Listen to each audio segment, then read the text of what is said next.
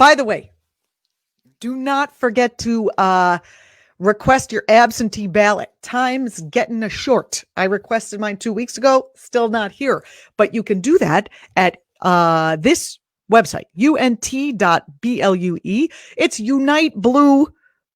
I don't know why they just didn't put Unite as I don't know. Don't ask me. But it's unt.blue/ballot. And it'll, no matter where you are, what state, it'll walk you through the process. It's time to do it now. And then just send it in. You don't have to wait. All right. Let me get you some images. As I was saying before, I'm very happy that Alana is back with us to bring us the images I have come to rely on to illustrate what's happening as I read you the news. Here are the, hey.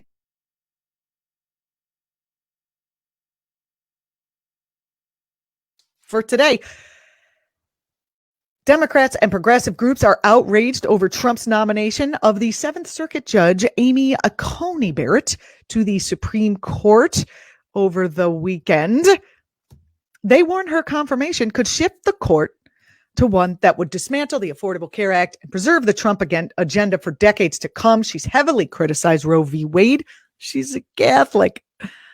She's made clear she will ignore precedent and overturn laws as she sees fit, because Trump is allowing people to do that these days. She's also attacked efforts to ensure access to contraception as an assault on religious liberty. Republicans who refuse to hold hearings for President Barack Obama's SCOTUS election year nominee Merrick Garland have set up that lightning-fast timeline for confirmation to replace the seat held by the late Justice Ruth Bader Ginsburg. These are the folks working on this. Demandjustice.org. You can go there and to get involved with the groups who are assuring there will be no confirmation of a Supreme Court justice before Inauguration Day. It's a hard line to toe, but we should do it. And, you know, not only is Trump doing this because he wants to have the court be right wing forever, he also is hoping to stack the court with people who, you know, if the election gets once again, like it did with George W. Bush, tossed over to the Supreme Court to decide, he wants a lot of people in his corner. So get over there, demandjustice.org, and demand there be no confirmation of Supreme Court justices before Inauguration Day. All right. In other news, global campaigners marked an international day for the total elimination of weapons on Saturday, with calls for all nations to join a UN treaty banning nuclear weapons. In an open letter, former global leaders warned of the increased risk of nuclear detonation for many reasons, and say they must speak out against allies who cling to these weapons of mass destruction. They wrote, "It is not difficult to foresee how the bellicose rhetoric Trump and poor judgment Trump of leaders in nuclear-armed nations might result in a calamity affecting all nations and all people." You want to get involved in this one, you can go to ICANW.org to join the international campaign to abolish nuclear weapons. ICAN.org. We've got a little video for you that I'm going to show briefly.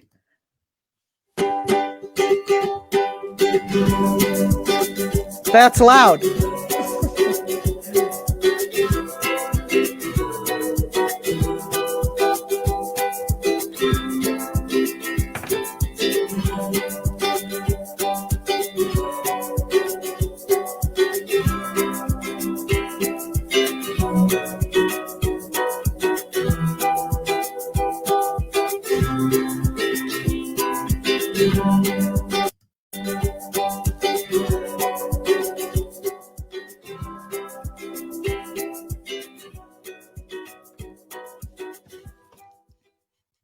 That's right. Go there and help. Okay. A new report from the House Committee on Oversight and Reform reveals some bad news.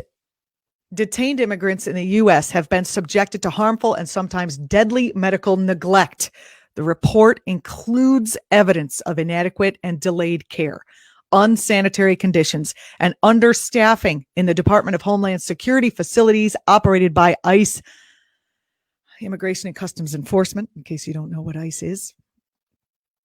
These conditions are the most egregious, according to the report, at detention centers run by the DHS's two largest for-profit contractors. You gotta be kidding me. People trying to make a profit off kids and adults and human beings in cages are not taking care of those people. Insane, right? Who'd have thought it? Oh, capitalism's working great here. Anyway, it's Core Civic and Geo Group, more than 6,000 detainees and 45 ICE staff at over 95 detention facilities have been infected with the coronavirus, and that's only as of mid-July. Okay, so there's more work we can do. Demand that immigrant detainees be freed. At detentionwatchnetwork.org, the folks over there are doing that, and they're doing a good job of it.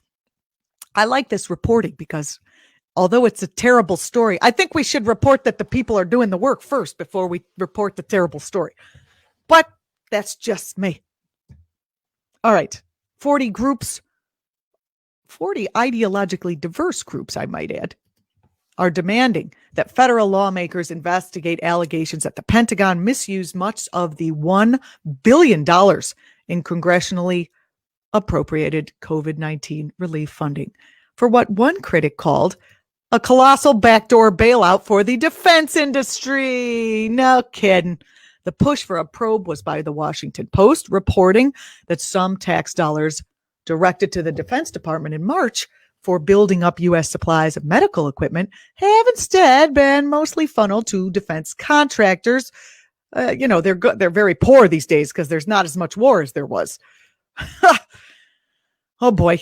The money was used to make jet engine parts, body armor, dress uniforms. What are they going to do with those things? I hope not sell them to local police departments, especially if we don't need them that much. I'm getting frightened. Groups signed on to the letter include the National Taxpayers Union, the Project on Government Oversight, and our good friends over at Win Without War.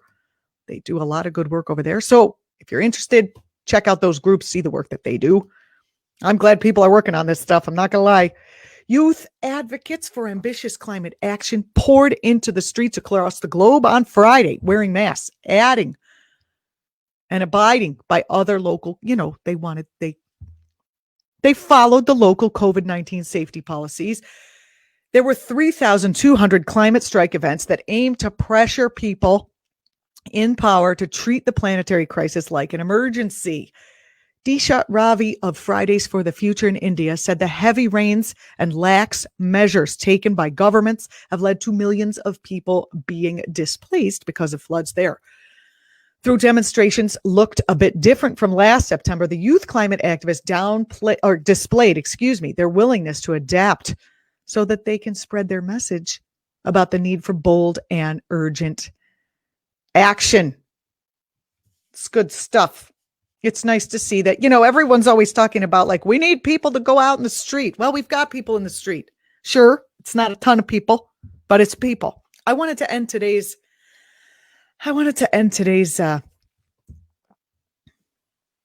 newscast with a little bit of reporting about something good that happened. One of our, so a former external affairs official for ICE and a television anchor, so ICE guy and TV anchor, Paul Junge, is running. That's this guy. Oh, I can't go in front of the image. He's this guy right here, this guy. He is running to unseat Michigan's newest House representative, Democrat Elissa Slotkin. Slotkin was one of the many Democratic and progressive candidates to shake the world during the 2018 blue wave elections. Slotkin won Michigan's 8th district, one that had gone comfortably to Romney and Trump in 2012 and 2016. What does that tell you about what's happening in Michigan and across the country? On Sunday morning, the two candidates had a debate on the local TV station. It's nice to know there are still some local TV stations around in the world. They're not being bought up by corporations. Anyway, it was on Channel 4. Slotkin had a very personal story about health insurance. Her mother, who had a bout with cancer several decades ago, continued to get gorged by insurance companies because the cancer was a pre-existing condition. This led to her mother's premiums becoming unaffordable and her need to lapse in paying them when evaluating what she was actually getting in return.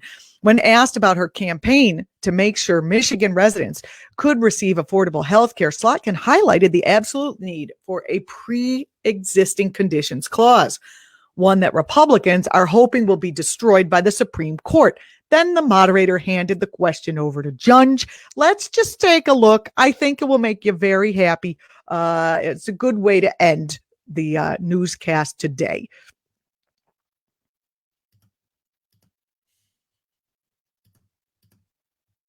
So part of the solution into making sure that people can maintain their insurance coverage is to do everything we can to keep premiums low. And that means doing things like not putting undue burdens and regulations that require certain type of coverage that someone might not want. It's allowing insurance companies to provide coverage across state. Yeah, there's a lot of coverage I wouldn't want because I know exactly what's about to happen. Lines. We need to do the things to keep those premiums in check so that people aren't put in a position where coverage lapses. With all due respect, if you're going to talk about my mother's case, then you shouldn't talk about it without knowing anything about it. My mother's case wasn't that she couldn't afford insurance because of undue regulation. It's because she had a pre-existing cancer that she had 30 years ago, and that forever and ever and ever, every insurance company felt they could gouge her and charge her $1,000 a month and a $10,000 deductible. Please don't speak about my mother as if you understand what made her health care unaffordable to her. And I think it's crazy that every time we ask you specific details about the thing that really helps people know that they're going to be protected, their kids are going to be protected, you deflect and start attacking me and raising my mother. Come on, Paul. Like, this is Come on, Paul. Go, girl. This is about being a big guy and running for Congress. If you're going to do it right and tell people that how you're going to protect them, and not some throwaway talking point, but a real plan. Well, Congresswoman, thank you for that opportunity. And listen, I didn't bring up your mother's health care. I think everyone appreciates that you loved your mother and that you were sorry to see the challenges that she faced. And I in no way am disparaging that. What I'm addressing is that the problem of people who let their coverage lapse often has to do with the affordability of health care. Did she let her coverage lapse? And so I'm trying to talk about how we can address that issue, not just for people in your family, but for people in families across the 8th District. We're going to run out of time here before I can get to everything. I want to move to trade, if we could. She beat his ass. Am I wrong? I mean, but people who are going to vote for him are basically just going to vote Republican down the ticket. They're not voting for him because of him.